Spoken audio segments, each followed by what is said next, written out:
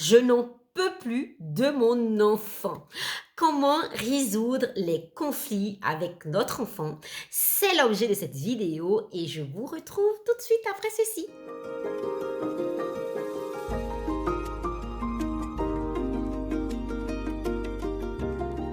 Il est tout à fait normal quand on habite ensemble qu'à des moments, nous ayons des périodes de tension, des périodes de conflit parce qu'il y a une musique qui est trop forte, parce qu'il y a des disputes avec le frère, parce que l'enfant ne veut pas faire ceci, parce que l'enfant ne veut pas manger, ni se laver, ni manger des légumes, ou l'enfant n'a pas envie de sortir, ou au contraire, il veut regarder la TV tout le temps, il veut rester à l'intérieur, etc.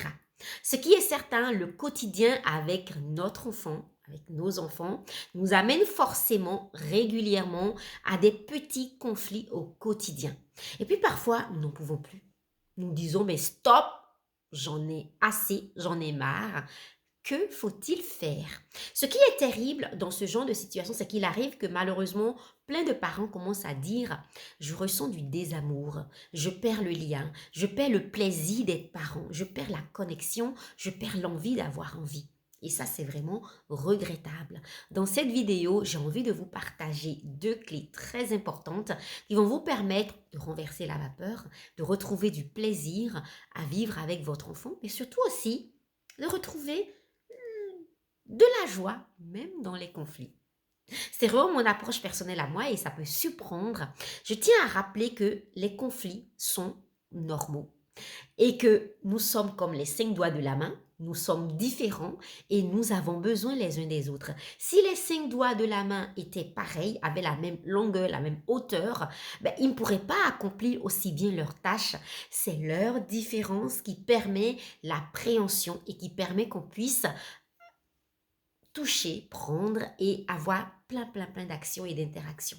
Donc, c'est précieux la différence, c'est super important.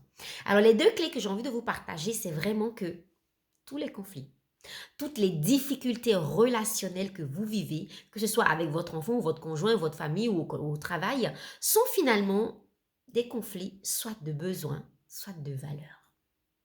C'est vraiment les deux clés. Conflit de besoin ou conflit de valeur.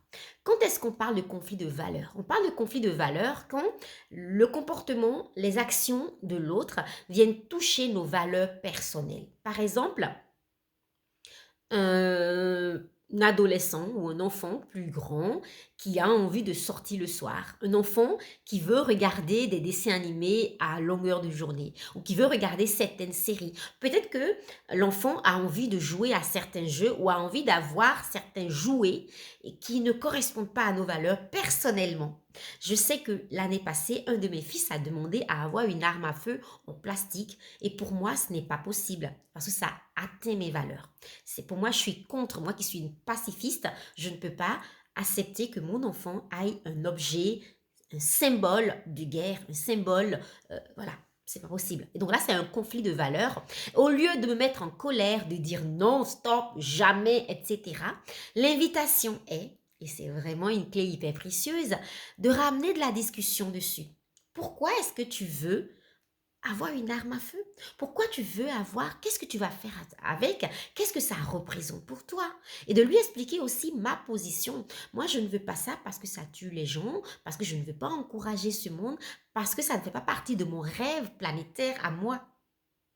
Et donc, c'est par rapport à ça que nous discutons. Je peux entendre, accepter, respirer dans le fait que mon fils de 5 ans est en train de pleurer. Non, mais moi, je veux avoir une arme à feu comme mon copain Victor. Et c'est OK. Je dis oui, mais Victor, il a ça. Mais la maman de Victor, elle est d'accord. Mais moi, ta maman, je ne suis pas d'accord. Donc, en fait, c'est déterminer si c'est un conflit de valeur ou un conflit de besoin. Et puis, accompagner l'enfant dans ce qu'il est en train de vivre. C'est OK si mon enfant pleure. C'est OK s'il n'est pas d'accord avec mes valeurs. Et je lui explique juste avec calme, justesse et profondeur, alignement intérieur. C'est une valeur pour moi. Et tant que tu habites sous mon toit avec moi et que je suis ton autorité parentale, je ne suis pas d'accord de dépenser mon argent pour te l'acheter. Par contre, évidemment, quand tu seras suffisamment grand, autonome, indépendant, je vais bien sûr accepter que tu puisses avoir une arme à feu parce que ce seront tes valeurs, ton histoire, ça t'appartiendra pleinement. Mais c'est vraiment accepter le fait que l'enfant pleure, que l'enfant ne soit pas d'accord, que l'enfant soit même triste. Et c'est OK les conflits. Et on peut même se réjouir de ça, on peut en discuter en famille. La deuxième clé, donc comme je vous disais, c'est que il peut y avoir des conflits de besoins.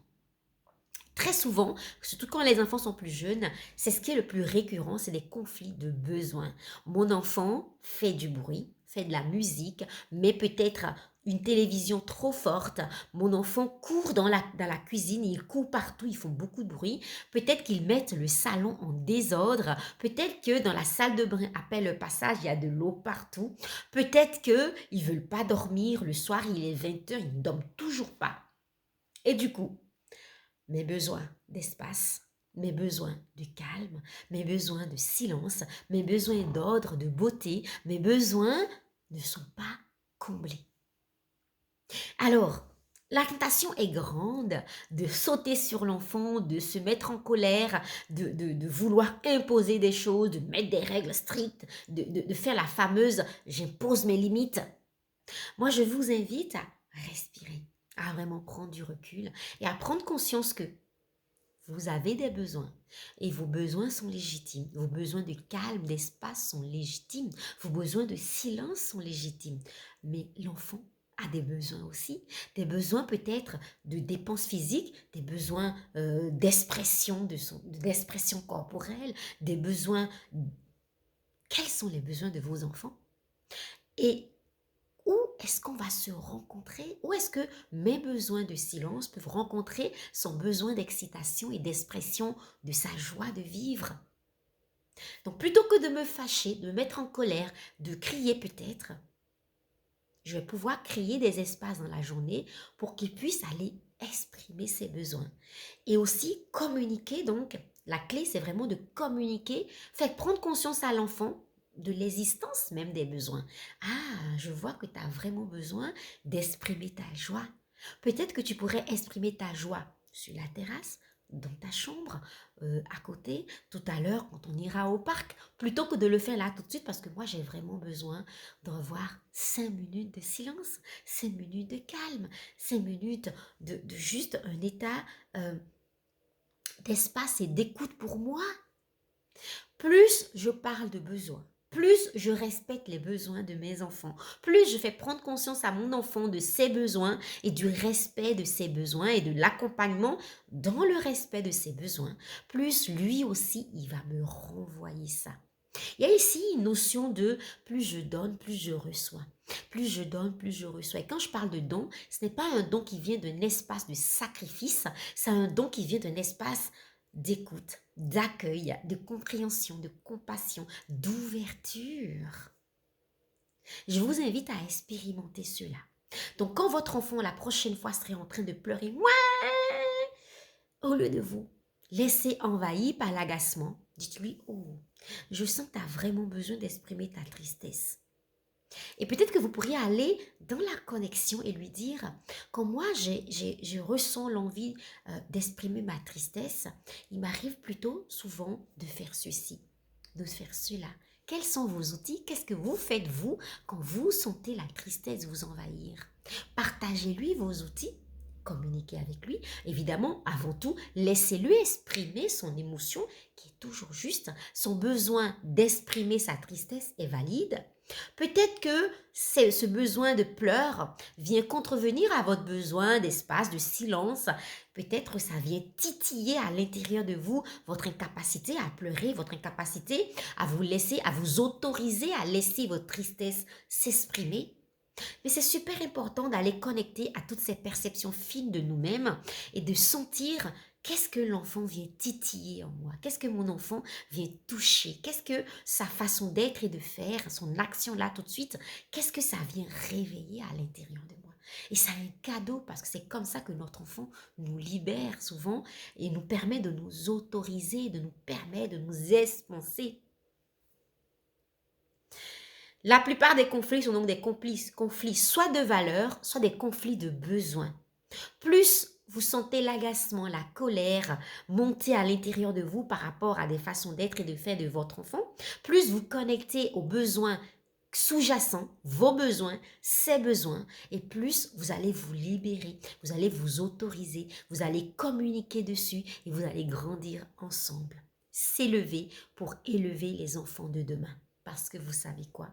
Quand maman va, tout va. N'hésitez pas à me dire en commentaire ce que ces partages vous inspirent, comment vous mettez en place ça au quotidien et comment vous faites vous dès aujourd'hui, dès maintenant pour résoudre les conflits dans votre vie de famille.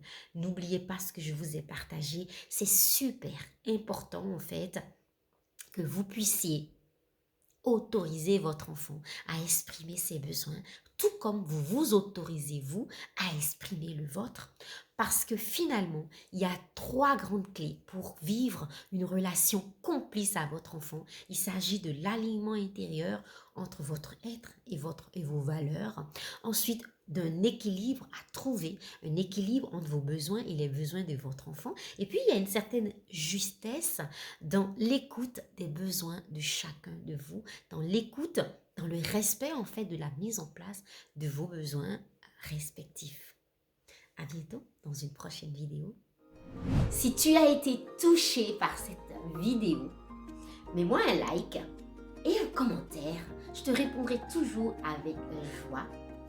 Si tu désires avoir chaque semaine des clés pour transformer ta vie de famille, pour amener plus d'apaisement, d'harmonie et de joie dans ton quotidien, abonne-toi à cette chaîne et si tu te sens prête à te métamorphoser, à révéler cette femme divine, épanouie et puissante qui est en toi, contacte-moi via moinrespire.com et je t'apporterai les clés de la transformation.